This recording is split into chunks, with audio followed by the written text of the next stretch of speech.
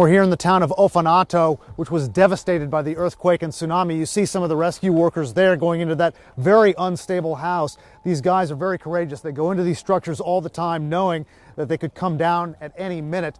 The devastation here is really kind of hard to put into words, but you can see just endless whole blocks of nothing but rubble. And this is what these guys have to come and try to sift through to find people alive. I'm going to show you one stark contrast. You can see up that hill. That's what high ground does in a tsunami. It can save those structures, save the people in them. But of course down here, they just almost didn't have a chance. Just on the other side of these buildings is an inlet that comes in from the ocean, so it kind of funneled the tsunami waters in here, and rescue workers tell us that it made the waters even stronger. Just incredible force that came through that funnel, through that inlet, and just swept over this entire area. I'm here with Chief Chris Schaff of Virginia Task Force 1. Chris, when you come upon a scene like this, how do you guys even get started? How do you not get overwhelmed with all this? You know, if you look at it in the big picture, it is easy to get overwhelmed.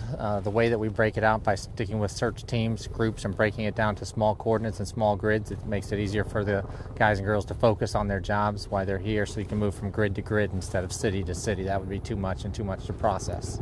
And you have other teams here helping you, and you're kind of cordoning off parts of the city, right? We do. It's been cordoned off. This particular location between us, LA, and the UK are here.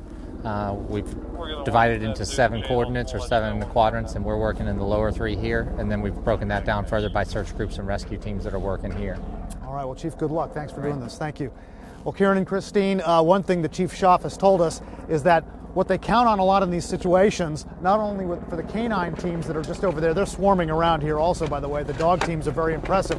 They can find people alive in the rubble, but they also count on friends, relatives, kind of waving at them, pointing to people, who may be inside these structures, maybe under these rubble piles. But Chief Schaff told me something that was pretty daunting a moment ago. In a situation like this, he said, there may be whole families that have gone missing, so of course no one is looking for them.